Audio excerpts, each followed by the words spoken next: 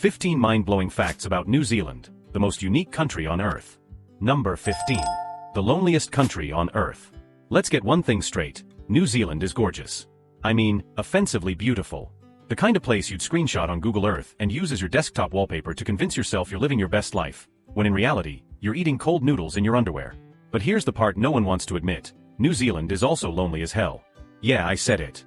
It's the country equivalent of that super chill guy who lives in the woods, makes his own butter, has a six-pack from chopping firewood, but hasn't seen another human being since Obama's first term. This place is 2,000 kilometers from Australia, and over 4,000 kilometers from, well, anything that resembles civilization. You're not flying to New Zealand, you're yeeting yourself into isolation with Wi-Fi and sheep. And trust me, there are sheep. More sheep than people. No, literally, there are about 5 million people here, and roughly 25 million sheep. Do the math. If they ever organize, it's over for us. But wait, let's talk size. New Zealand is smaller than California, yet somehow manages to cram in every climate zone known to mankind. You'll wake up in a spring breeze, eat lunch in a thunderstorm, and fall asleep in a snowstorm. The country has mood swings like your ex on tequila. Carrying an umbrella here isn't just smart, it's a survival tactic. Forget weather apps. Just spin a wheel and pray. Now, let's talk vibes. On paper, it's a dream. Rolling green hills, hot springs, beaches, glaciers, volcanoes. It's like someone copy-pasted every National Geographic photo into one island. But on the ground? It can feel empty. Like beautiful wallpaper on a room with no furniture. No sound. Just the wind whispering, "You're totally alone here, bro." And look, I get it, the quiet is the point. Nature is the landlord. You're just a tenant. But after a while, that silence gets loud. Like, am I slowly losing my mind talking to seagulls? Loud. There are more birds than people. You think I'm joking? Humans only make up 5% of the animal biomass here. The rest? Birds, cows, goats, sheep, possums that look like they've seen things, and deer with no boundaries. You ever been ghosted by your own town? That's New Zealand. You'll walk a mile and not see a soul. Not because it's dangerous, but because everyone's indoors, or just not there. Want nightlife? Better learn to party with crickets. Want to date? Hope you're into long distance with someone in Australia. But here's the kicker, that isolation is exactly what some people crave. Peace. Clean air. Nature. No Karens. No TikTok clout-chasing teens doing dances in traffic. Just you, a mountain, and the sheep judging your life choices. So yeah, New Zealand is lonely. But maybe that's the point. It's not built for everyone, just the brave ones, or the ones who hate people. Type 15 if you've ever wanted to disappear, not in a sad way, but in a find myself on a mountain in New Zealand way. Number 14. Kiwi women make the first move. Let's stop lying to ourselves for one damn second. You didn't come to New Zealand just for the scenery. No. You came here with hope. The kind of hope that maybe, just maybe, you'd meet someone who doesn't ghost you after 3 dates, eat your fries without asking, or think emotional intelligence is a Marvel villain. Well, guess what? In New Zealand, the women make the first move. Yeah, you read that right. You don't need to craft a perfectly mysterious text or pretend to love hiking. Kiwi women don't have time for that nonsense. They know what they want, and if they want you, they'll let you know before your brain even finishes overthinking it. Now let me be real with you, this terrifies some guys. Especially the ones used to chasing, playing games, or hiding behind "bro, I don't catch feelings." But over here, if you don't catch feelings, they might, and they'll tell you straight up. No sugarcoating. No pretending. And absolutely zero room for emotional toddlers. These women are confident. We're talking 60% college-educated, running businesses, fixing their own flat tires, making espresso better than you ever could, and still having the guts to walk up and say, "Hey, you're cute. Want to grab a drink?" And while you're standing there with your soul leaving your body from shock, they've already added you on WhatsApp and paid for the first round. But let's be honest, some of y'all can't handle it. You say you want an independent woman, until she doesn't ask for your opinion, doesn't need your paycheck, and knows how to pitch a tent better than your fragile ego. Then suddenly you're on Reddit typing, "Help. I think I'm dating a woman who knows what she wants." Bruh. That's not a crisis, that's a blessing. Now, here's the kicker. 1 in 5 marriages in New Zealand is with a foreigner. You know what that means, right? She's not just making the first move, she might be making you her long-term investment. She saw your awkward tourist walk, your slightly off accent, your "I only packed hoodies for this trip" look, and she still picked you. That's either romance, or your greatest ego boost since your grandma said you were handsome at 12. But don't get it twisted, if you treat her like a side quest, she'll delete you faster than a Netflix show with bad reviews. Kiwi women don't play. They lead. And if you can't keep up, there's a sheep farm somewhere with your name on it. Drop a 14 in the comments if you're tired of being the only one chasing, and low-key crave a woman who actually knows what the hell she wants, and isn't afraid to go after it. Number 13. Kiwis and the F word. Let's be honest, you say you like honest people, but the second someone talks straight, no fluff, no filter, you call them rude. You say you're all about authenticity, but one awkward conversation and you're back to texting LOL when you're actually dying inside. Well, welcome to New Zealand. Here, people actually mean what they say. They speak plainly, swear casually, and somehow still manage to be more genuine than half your friend group combined. Now, before your inner grammar cop throws a fit, no, they're not trying to offend you. They're just not tap dancing around your feelings like a life coach with Wi-Fi issues. Let's get this straight. In New Zealand, the F word might not be what you think. You'll hear things that sound like sailor-grade profanity, in cafes, on hikes, maybe even in line at the pharmacy, and it's not personal. It's cultural. And here's the kicker. Sometimes it's not even English. Take this one, waka papa. Sounds like something you'd get suspended for saying in middle school, right? Wrong. It's a respected Maori word. It means lineage, ancestry, your deep-rooted connection to people and place. It's also the name of a ski resort. So yeah, you could be out here trying to cancel a whole mountain because your Western ears got nervous. This isn't just about language. It's about comfort zones, and how tight yours might be. Kiwis don't sugarcoat things. They don't hand you a compliment with a receipt attached. They'll tell you if you're being a jerk. They'll also invite you to their barbecue 2 minutes later. You think it's mixed signals. It's emotional maturity. Here's a truth bomb you didn't ask for. Your fear of being offended is making you boring. You're out here craving real conversations, but only if they don't challenge your insecurities. Meanwhile, New Zealanders are having deep chats over a beer, using language that'd make your HR manager dry heave. But you know what? It's refreshing. Because once you get past your inner voice whispering, "That's not polite," you'll start to realize that directness is a form of respect. You ever wonder why the happiest people you know are also the ones who don't pretend? Who say what they mean, even if it's messy? It's because honesty is freedom, and you've been shackled to performative politeness for years. New Zealand isn't rude. It's real. And if a word makes you uncomfortable, maybe the problem isn't the word. Maybe it's your need to be constantly protected from discomfort. Think about it. We live in a world where triggered has become a punchline, but heaven forbid someone says waka papa, and you clutch your pearls. Maybe the problem isn't foul language. Maybe the problem is fake peace. Drop a 13 in the comments if you're done pretending to be fine with people who smile in your face and lie through their teeth, and ready to be around folks who speak the truth, even if it stings. Number 12. The Kingdom of Sheep. Let's get one thing straight. If you've ever felt like just another face in the herd, trapped in routines, nodding along in meetings, smiling at jokes that aren't funny, congratulations. You already understand life as a sheep. But in New Zealand? That's not just a metaphor. It's a lifestyle. There are over 25 million sheep here. That's 5 sheep for every one person. And before you laugh, no, they're not just chilling in pastures eating grass and looking cute. These fluffy little lawnmowers are multi-billion-dollar assets. Merino wool and high-grade lamb meat, exported worldwide. Together, they help rake in over $4.3 billion a year. While most countries hustle in finance or tech, New Zealand casually lets sheep bankroll a whole chunk of the economy. It's like finding out your grandma's knitting hobby secretly funds an empire. Now, here's where things get uncomfortable. You think you're so different from the sheep. But are you really? You wake up, scroll your phone, work a job you don't love, eat food that doesn't nourish you, talk to people who don't see you, and repeat it all again tomorrow. You're not tired, you're tranquilized. Numbed by normal. And you laugh at a sheep's life? Bro, they're free range. You're not. You ever wonder why we romanticize escaping to the countryside? Because sheep have more peace than you. They eat real food. They roam freely. They don't lie awake at night doom scrolling or pretending everything's okay in group chats.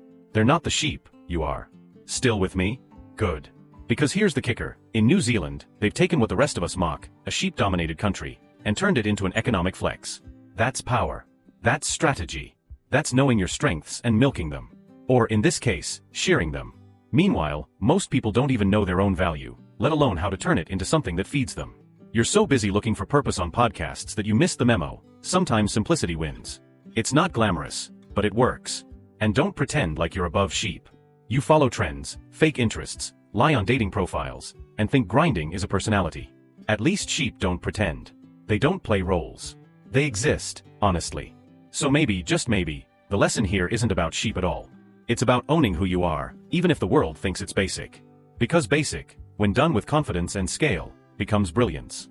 New Zealand embraced the fleece. The question is, what are you sitting on? Too scared to admit is your goldmine? Drop a 12 in the comments if you're done pretending to be a wolf, and ready to start owning your inner sheep, as long as it pays. Number 11. A retirement paradise. Let's just get one thing out of the way. New Zealand didn't build a retirement paradise for people like you. Yeah, it's peaceful, it's safe, the air smells like purity and sheep shampoo, and the healthcare? World class. But let's be real. Most of you are too stressed, too broke, and too jaded to even make it there. You think you're going to spend your golden years hiking mountain trails, sipping green tea on a veranda overlooking Lake Wakatapu? Ha! You're more likely to retire on a couch with bad back pain, scrolling Instagram reels of people actually living the dream you keep promising yourself someday. Newsflash, someday isn't a day of the week. Meanwhile, New Zealandians, Kiwis, figured this thing out. Life expectancy here is 82 years. 82. That's not just living longer, that's living smarter. Their secret? Clean air, universal healthcare that works, low crime, and people who actually talk to each other without passive-aggressive emojis. Let's be honest. When was the last time you walked outside and didn't inhale the sweet aroma of diesel, disappointment, and overdue credit card bills? In New Zealand, they're out here breathing mountain mist and retiring with dignity while you're still Googling how to retire before 70 with zero savings. Oh, and let's not forget, community support. They still believe in neighbors. Imagine that. While you're secretly hoping your neighbor moves because their dog barks at 6 a.m., a New Zealander's bringing theirs homemade jam. Low crime. High life quality. Universal dignity. They built an ecosystem where people actually want to grow old. Where getting older doesn't feel like becoming obsolete, it feels like leveling up. Meanwhile, you're chasing hustle culture so hard, aging looks like a punishment. You think burnout is a badge of honor. You wear anxiety like a medal. But the Kiwis? They're out here quietly thriving. No flex, no burnout, just balance. While you brag about sleeping 4 hours a night and surviving on caffeine, some 68-year-old in Queenstown is kayaking before breakfast, and he doesn't even own a smartwatch. But you know what really hurts? You could have this. You could choose a peaceful future. But you won't. Because you're still trying to impress people you don't even like, spending money you don't have, chasing a life you're too distracted to even question. So yeah, New Zealand might just be the best place on earth to grow old. But first you've got to stop dying for a life that isn't yours. Drop an 11 in the comments if you're ready to retire with peace, not regret. And if you're not, keep scrolling. Sheep retire better than some of y'all. Number 10. Wellington, the windiest capital. Let me just say it, Wellington isn't just windy, it's Mother Nature's hairdryer on full blast. You don't walk through this city. You lean into it like you're fighting an invisible MMA fighter. And spoiler alert, you lose. Every time. Now before you get all sentimental, oh but it's got cute cafes and art everywhere, yeah sure it does. So does Pinterest. What makes Wellington different is this, it forces you to feel alive. Because when that 75 km/h gust hits your face like a slap from reality itself, you realize two things. 1. You're still breathing. 2. You probably overdressed. But here's the punchline people pretend not to notice. Wellington is what your soul actually wants, but your ego can't handle. It's compact, weirdly artsy, too smart for its own good, and doesn't give a single flying feather about what you think. You see, in a world obsessed with big cities with big towers and big influencers pretending to be happy, Wellington's like, nah bro, here's some World War II tunnels, a film museum, and a poet with a mohawk reading in a bar that serves coffee with chili flakes. It's not trying to be loud, it already is. Thanks to the literal wind screaming through every alleyway like a ghost that's 2 lattes deep into an existential crisis. And while other capitals are busy gentrifying their souls, Wellington's just chilling, with art galleries, underground punk shows, Māori culture, and more food trucks than your weekend self-control can handle. Let's talk truth. You think you want adventure, but you're scared of discomfort. You talk about culture, but you really just want Instagrammable backdrops. Wellington? It doesn't care what you post. It just is. Unapologetically. Brutally. Beautifully. You think the wind is the problem? No my friend, you are. Because Wellington isn't chaotic, it's cleansing. It blows the noise off your skin. The fakeness out your voice. The lies you tell yourself about needing more, gone with the breeze. This isn't a city for people who want comfort. It's for people who want to wake up. And if your soul's been sleeping through autopilot dreams and recycled routines, Wellington will slap it awake with a gust of honesty and a pint of craft beer. So go ahead, laugh about the wind. But know this. Wellington doesn't just ruffle your hair. It rips the mask off your face. Drop a 10 in the comments if you'd rather be blown away by the truth than rocked to sleep by more lies. Or stay where you are warm comfy, and slowly forgetting what it feels like to actually live. Number 9. Home of thrill seekers. Let's not pretend. You're not skydiving because you're brave. You're skydiving because you're bored, and deeply allergic to introspection. You'd rather plummet 15,000 feet into the atmosphere than spend 15 minutes alone in your room without a phone. And that's not judgment, that's relatable. We're all running from something. Some of us just choose to run off cliffs. Welcome to New Zealand. More specifically, Queenstown, the place where adrenaline isn't an option, it's the currency. This isn't your average tourist trap where the most extreme thing is asking for no ice in your drink. No, this is where you get launched off bridges with a rope and a waiver form, and somehow call that a vacation. And here's the kicker, Queenstown is the birthplace of commercial bungee jumping. That's right. The place that invented charging people to throw themselves off ledges.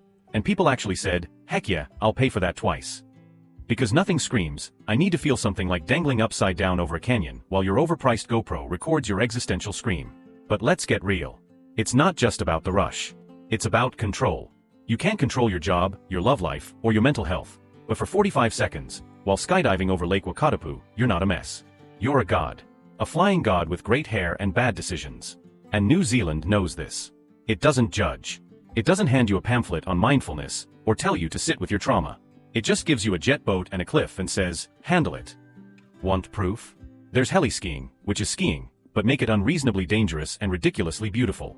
There's jet boating, which is basically speed dating with water and death. And there's zorbing, which is throwing yourself down a hill in a plastic ball like a hamster with commitment issues. If that's not therapy, I don't know what is. Now, here's the punch in the gut part. Most people don't come here because they love risk, they come because they've gone numb. And Queenstown doesn't fix that.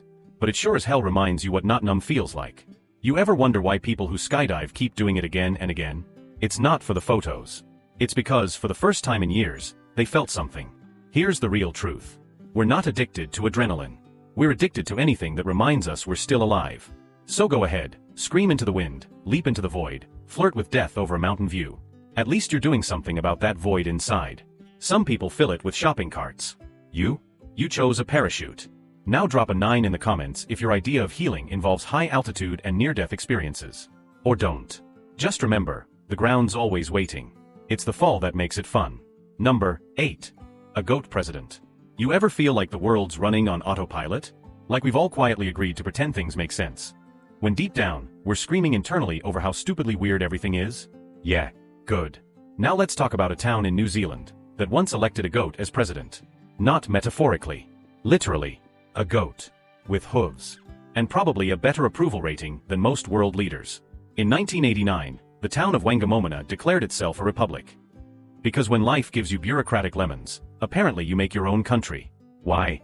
Because the real one pissed them off by redrawing the district lines. That's it. That was the trigger. If you've ever rage quit a group chat, you understand the vibe. Since then, they've held their own presidential elections, which once saw a goat named Billy Gumboot elected. Yes. A goat. Not a quirky nickname for a quirky mayor. A literal goat with 4 legs and 0 policy. And honestly, Billy probably did less damage than 90% of human politicians. No tweets. No scandals. Just vibes and hey. Let that sink in. In a world where you need 15 years of experience to get an entry-level job, a goat ran for office and won. And somehow, it made perfect sense. The town embraces its quirky identity and remains a beloved tourist oddity. Of course it does. Because in a world choking on try-hard branding and fake authenticity, this tiny town with a goat president somehow feels more real than your corporate motivational posters. Live. Laugh. Love. No thanks, I'll take elect a goat any day. But here's the kicker, we laugh because it's weird, but also because it works. You ever feel like the systems we rely on, the ones meant to organize society, are so bloated, confusing, and corrupt, you'd actually trust a barn animal over a bureaucrat? Yeah. That's not just you. That's all of us. We don't trust the system, we tolerate it. Like that one coworker who always talks in buzzwords and somehow got promoted. We smile, nod, and hope the building catches fire just enough to trigger an evacuation. You want raw truth? Here it is. Wangamomona is what happens when people finally stop pretending. When a town collectively says, you know what? Let's stop pretending we're in control. Let's have fun with the absurdity. And maybe, just maybe, they're onto something. Because while most cities are competing for the most Starbucks per square mile, this place leaned into chaos, and tourists can't get enough. The moral of the story? Maybe the world doesn't need more leaders in suits. Maybe we need more leaders in wool. Because if a goat can win office and leave the place better than before, maybe it's time we asked ourselves the hard question. Are we voting for solutions? Or just haircuts and headlines? Number 7. Missing from world maps. You ever feel so invisible, even your accomplishments echo back in silence? Like you could cure a disease, rescue a kitten, land a spaceship, and still no one remembers your name? Now imagine that. But as an entire country, New Zealand is frequently left off world maps, even in major institutions like the UN and museums. A national campaign, led by former PM Jacinda Ardern, humorously called out the oversight with the tagline, #GetInsOnTheMap. That's not satire. That's real. A whole damn country. Forgotten. Like your gym membership, technically exists, but nobody's checking on it. Here's the painful part, it's not once. Not twice. It's a pattern. Airports. Boardrooms. Even IKEA maps. Like someone hit Control plus C, Control plus V on Earth and just left off the bottom right corner. And New Zealand's just out here, waving from the void, like, hey guys? We're literally right next to Australia. Remember the Lord of the Rings? That was us. But nah. The world said, cute films. Gorgeous mountains. Now get out of the frame. And here's the kicker, this isn't just a cartography mistake. It's a metaphor. Because this is how modern life works. Loud wins. Quiet loses. And no one remembers the person or the country that doesn't scream for attention every 5 seconds. You ever wonder why the loudest, most annoying coworker gets promoted while the quiet genius eats lunch alone in the break room? It's the same energy. Visibility beats value. Every single time. And yet, New Zealand didn't rage. Didn't boycott maps. It clapped back, with humor. That's right, former Prime Minister Jacinda Ardern launched an actual campaign, #GetInZonthemap, because if you're going to be disrespected, at least make it funny. And it worked. Sort of. Because while the UN still forgets them occasionally, the internet never forgets a meme. New Zealand became the Beyoncé of forgotten geography, left out but still somehow iconic. Let's be honest, we all relate. We've all had that sinking bitter moment where we realize we're background characters in someone else's story. You post your best photo, best caption, best version of you, and it gets 3 likes. Meanwhile, Todd posts a blurry pic of his lunch and gets 400 fire emojis. That's life. That's New Zealand. But here's the twist, being left out of the map doesn't mean you're not legendary, it means the map was wrong. And if the world keeps drawing you out of the picture, draw your own. Because when a forgotten country becomes a running joke, and then turns that joke into a badge of honor, you realize something powerful. Relevance isn't about inclusion. It's about owning the space they forgot to give you. So if the world's got you feeling like New Zealand on a lazy intern's map, maybe you don't need to be seen by everyone. Maybe you just need to be unforgettable to the right people. If you've ever been the New Zealand of your friend group, ignored, underrated, but secretly elite, comment 7 and claim your damn map spot. Number 6. Christmas in the summer. You ever try eating Christmas ham while your thighs are melting into a plastic lawn chair? Yeah. Welcome to New Zealand, where December 25th doesn't feel like Christmas, it feels like a backyard survival challenge. Look, I get it. You've been conditioned by Hollywood, snowflakes, sweaters, Bing Crosby singing about a white Christmas while everyone's sipping hot cocoa like it's the sacred nectar of holiday joy. That's the fantasy, right? But then you land in New Zealand. And boom. December hits and suddenly Santa's not coming down a chimney. He's passed out on a towel at the beach, probably heat-stroking in that thick red suit because no one had the heart to tell him he's overdressed for a barbecue. Let's just say this loud and clear. Christmas in the summer is like trying to celebrate Halloween at a kid's baptism. Something about it just feels off. You're singing about Let It Snow while wiping sweat off your upper lip and flipping sausages. The only frost you'll see is the condensation on your beer bottle. But here's where it gets deeper. The real problem? We've tied holiday joy to a climate fantasy. Cold equals cozy. Fireplaces mean family. Snow brings silence. And when you strip all that away, when you replace pine trees with palm trees and eggnog with grilled snapper, you realize something scary. Maybe we don't know how to feel joy without a script. Think about it. People force themselves to feel festive because the calendar says so. But what if the holiday spirit is actually just well-dressed nostalgia? Now here's the twist. New Zealand doesn't care. They know it's weird. They embrace it. They turned Christmas into a beach party, and honestly, it kind of works. They're not chasing fake winter vibes. They made their own traditions. And isn't that what everyone claims they want, to be authentic? Except most people don't actually want authenticity. They want tradition in a box. Pre-packaged feelings. Oh look, the snow is falling, now I must feel love. It's lazy. And New Zealand isn't lazy. They're out here throwing prawns on the grill while you're still arguing over whether to serve turkey or ham like it's a high-stakes political debate. But don't get it twisted, I'm not saying Christmas in the summer is perfect. It's weird. It's hot. There's something unsettling about seeing Santa wear boots in 90-degree weather like he's cosplaying a medieval knight. Still, maybe that's what makes it unforgettable. You remember the heat. The sunburn. The laughter echoing off ocean waves instead of walls. You remember sweating your soul out while opening gifts in shorts, wondering if it's okay to nap under a tree that's not even real pine. Drop a 6 in the comments if you've ever had to fake joy in December and wondered if maybe the real holiday magic isn't in the snow, but in doing it your way, sunburns, sweat, and all. Number 5. A name that's 2,000 plus characters long. You ever meet someone whose name is longer than your rent agreement? No? Good. Keep it that way, for your sanity. Because New Zealand's got a hill name so long, saying it out loud feels like you're trying to summon a demon. And some guy named Lawrence Watkins looked at that and said, cute. Hold my 2,310 characters. Yes, that's not a typo. This man legally changed his name to a 2,310 character phrase. That's not a name, that's a mental breakdown printed on a birth certificate. And before anyone jumps in with the "oh, it's cultural" defense, I'm not talking about Taumata Wakatangi Hanga Ko Tamatea Turi Pukaka Piki Maunga Horonuku Pokai Whenua Kitanatahu. That hill name? Sure, it's absurd, but at least it has Maori roots and actual meaning. Lawrence, though? This dude just wanted attention, the Guinness kind. Let's be real, when your name needs to be abbreviated into a zip file just to fit on a driver's license, you've lost the plot. And the worst part? He won. Guinness handed him the record like it was a gold medal instead of a red flag for needing therapy.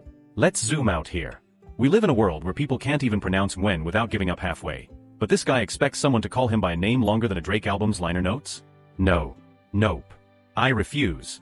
That's not a name. That's an act of violence against anyone with a job in customer service. But the problem isn't just Lawrence. The problem is that we've created a culture that rewards nonsense if it goes viral. Forget achievements. Forget character. Just do something dumb enough, loud enough, and long enough, and congratulations, here's your trophy. And don't even get me started on the poor barista who has to try and call that out in a Starbucks. Mobile order for, L. Yeah. L for literally get over yourself. See, there's a difference between legacy and lunacy. Want to honor your ancestors with a meaningful name? Beautiful. Want to turn your identity into a punchline just to get a few headlines? That's a cry for relevance, not a cultural moment. And still, here we are, talking about it. Why? Because part of us is fascinated. We love the weird. We reward the outlandish. Even when it makes zero sense. Even when it wastes our time. You ever scroll through TikTok and feel dumber for watching someone microwave grapes for science? Same energy. But maybe that's the twisted charm of New Zealand, a place so confident in itself that it lets a hill have a Scrabble score and lets people rename themselves like Wi-Fi passwords gone rogue. Drop a 5 in the comments if you've ever met someone who did the absolute most for the least attention, and somehow still got it. Or better yet, tag a friend whose name you refuse to pronounce out of principle. Number 4. Must-visit wonders. You ever realize how you've been working your whole life just to earn enough money to not enjoy it? You clock in, clock out, take vacations that are really just overpriced stress with a view, and somehow convince yourself that sitting in traffic on the way to a hotel pool is self-care. It's not. That's just relocation fatigue with sunscreen. And while you're over here battling emails in paradise, New Zealand is out there showing off like a girl who knows she's pretty and doesn't even try. Milford Sound? Looks like it was photoshopped by God. Hobbiton? It's a movie set that feels more real than your last relationship. But here's the part that'll sting. Most of you will never go. Not because you can't. But because you won't. You'll say you're waiting for the right time. Newsflash, there is no right time to stop wasting your life pretending a staycation counts as wonder. So let's get to the gourmet bite, Rotorua. A town that smells like rotten eggs because of the sulfur, and still has the audacity to be one of the most beautiful places on Earth. That's confidence. Geothermal pools bubble like your repressed anxiety, and mud spas promise relaxation you haven't felt since before adulting ruined your spine. And then there's the Tongariro Alpine Crossing. A trek so stunning, you'll willingly walk 12 miles with aching feet and blistered pride, just to say, I did that. It's like therapy, but free. Okay, not free, but cheaper than another soul-numbing scroll through Instagram pretending you're inspired by someone else's travel reel. Now here's the curiosity loop. Why do we keep calling these places once in a lifetime, but then never go? You ever wonder why we call bucket lists goals, but treat them like bedtime stories? You've probably planned your next grocery run more thoroughly than your actual dreams. Let's talk Hobbiton real quick. They built an entire shire from scratch, and people walk through it like it's sacred ground. Because it feels like a place where things mean something. Like joy, imagination, peace. When's the last time your environment made you feel anything besides mildly irritated? New Zealand isn't a vacation. It's a middle finger to everything boring, gray, and dead inside. It's what happens when nature decides to flex. And the worst part? Most people will scroll past this, smirk, and go back to watching other people live. But not you. You're still here. Which means some part of you, the part you keep locking in a cubicle, still wants magic. So yeah, you've got excuses. We all do. But what you don't have is a second life. And unless your next reincarnation is booked in Middle-earth, maybe it's time to go somewhere that actually feels alive. Drop a 4 in the comments if your soul is starving for something real, and you're done pretending that a weekend at your cousin's lake house is enough. New Zealand's waiting. The question is, what are you waiting for? Number 3. Unique Kiwi cuisine. You know what's wild? Some of y'all will spend $19 on a sad salad with 3 leaves and a drizzle of hope, then turn around and trash talk New Zealand's food like it's beneath you. Sit down. You microwave chicken nuggets and call that meal prep. Let's get real. New Zealand doesn't play with its food. This isn't your overpriced avocado toast or those limp fries pretending to be truffle just because someone waved a mushroom near them. No. This is roast lamb so tender it makes you question every decision that led you to soggy cafeteria meatloaf. It's fish and chips that don't need gimmicks or Instagram filters. Just golden, Crispy proof that simplicity still works when done right. But let's address the flaky, juicy elephant in the room, the meat pie. Not your dry, crusty Hot Pocket with a GED knockoff. I'm talking rich gravy, seasoned meat, and buttery pastry that wraps around your taste buds like a warm hug from a grandma who actually liked you. And guess what? New Zealand has a national competition just for these things. Meanwhile, your country gives ribbons for canned chili at state fairs like that's something to brag about. Here's what nobody wants to admit. The Kiwis don't just make food. They make you feel seen. Their cuisine isn't trying to impress, it's trying to feed your soul. And it does. Efficiently. With calories that matter. Now let's talk dessert. Pavlova. This is where things get personal. Australia claims it. New Zealand fights back. It's a full-on culinary custody battle over a damn meringue, and honestly, we love to see it. Because unlike your cheesecake that tastes like regret and Cool Whip, pavlova is a dessert with dignity. Crispy outside, soft like angel tears inside, topped with fruit that doesn't come out of a can or syrup-soaked purgatory. But no, you'd rather keep pretending your post-workout protein sludge isn't that bad. Sure. And those meat pies aren't that good, right? Keep lying to yourself. Here's a hard truth wrapped in flaky pastry. Your food isn't comforting, it's a coping mechanism. It's what you eat when you've given up. Kiwi cuisine? That's what you eat when you remember life is meant to be enjoyed. Every bite says, hey, maybe things aren't totally falling apart. And let's be honest, most of you don't even know what real food tastes like anymore. You've been numbed by preservatives and convenience. You think flavor is optional. You've accepted boring, bland, beige meals as your personality. But deep down, you miss joy. You miss that feeling when food wasn't just fuel, it was a moment. New Zealand didn't forget. They kept that magic alive. Drop a 3 in the comments if you're ready to stop pretending frozen pizza counts as cuisine, and admit you deserve food that actually hugs your insides. Because here's the real question. If your stomach could talk, would it thank you? Or would it pack its bags and move to New Zealand? Think on that, between bites of disappointment. Number 2. Unforgettable festivals. You ever notice how most festivals these days feel like a glorified Instagram filter? Same recycled playlist.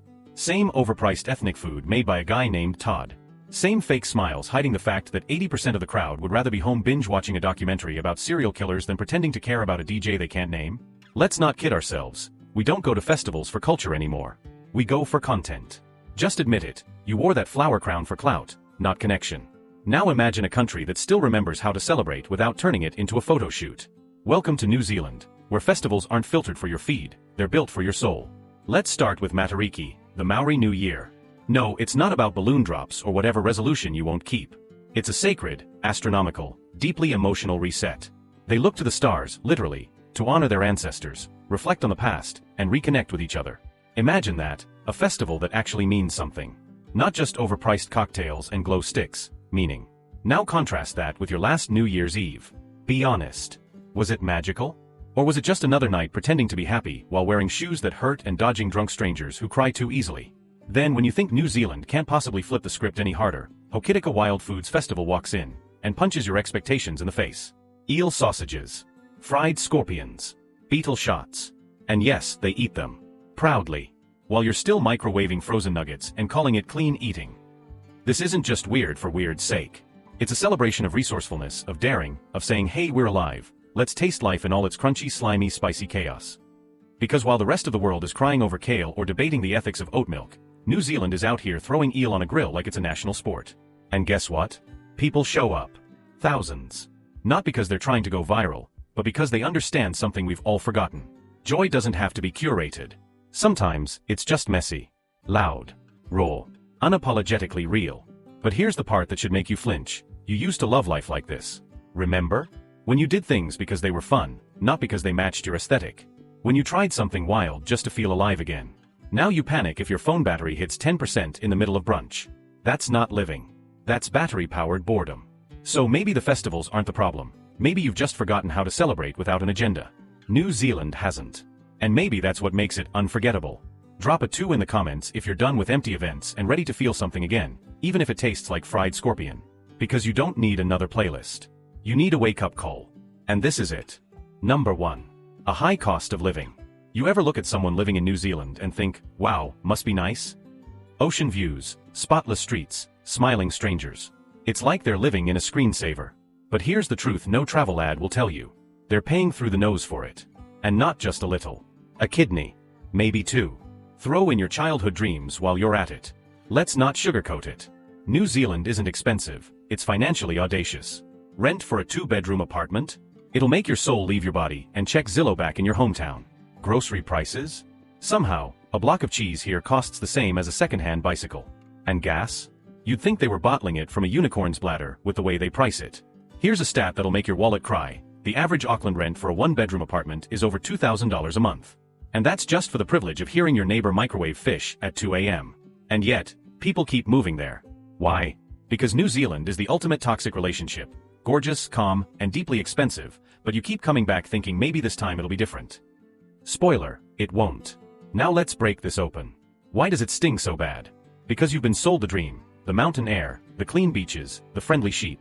What they forgot to mention is that you'll spend half your paycheck on avocados and the other half on diesel. You're not living, you're financially free-falling with a beautiful view.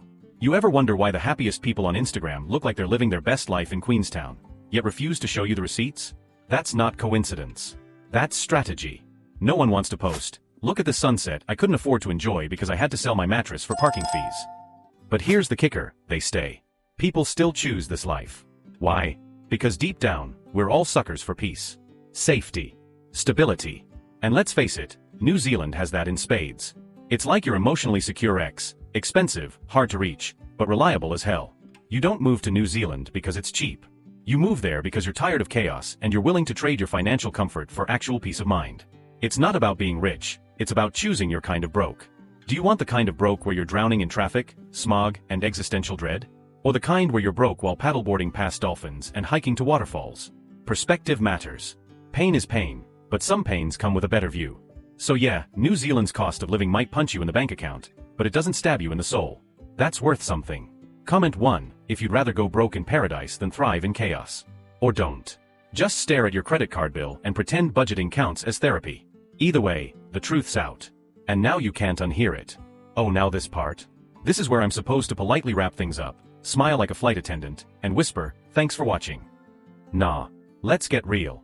You just watched New Zealand slap every other country across the face with its beauty, its bonkers festivals, and yes, its price tag that laughs in your broke face. And you're still sitting there pretending it didn't hit a nerve? Don't lie. One of those facts made your jaw drop. Or your wallet clench. Or both. So be a grown-up. Stop lurking like a guilty ex and drop a comment. Which part made you gasp, flinch, or dream? Be honest. And while you're at it, hit like, smash subscribe, and punch that bell like it's the rent you can't afford. You clearly love the truth, even when it stings. So stick around. Because this was just the polite version. This information is for reference only. Please make sure to do your research before making your decision.